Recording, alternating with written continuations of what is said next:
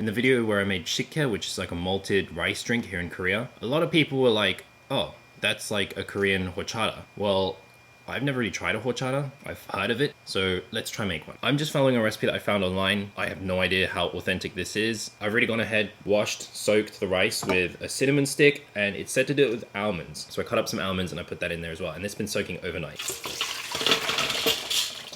That already smells really good though. The recipe I'm following calls for unsweetened condensed milk. I only have sweetened condensed milk, so I'm gonna use this and then not put any sugar in later. I'm not even sure how much I'm supposed to use.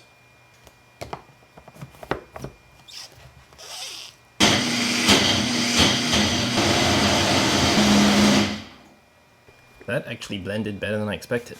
I'm gonna stray a little bit away from the method in the recipe that I'm following. Kinda wing this a little bit, but hopefully it yields the same results. I've got almond milk, because I don't have any regular milk. This recipe said I can use almond milk, so I'm gonna use almond milk. And then like a liter of water.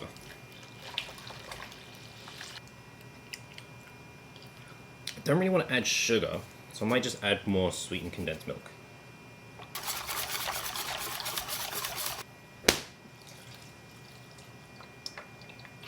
Okay, so this is what I have now. It's all strained out, it's looking real nice and creamy. Looks nothing like shikke. Wow. Now that is also delicious, but in like a completely different way. I think I would have liked more cinnamon, but that is really, really good. And I'm so glad I have so much more. But also don't come after me if this isn't completely authentic. This is my first time and I'm just following a recipe online.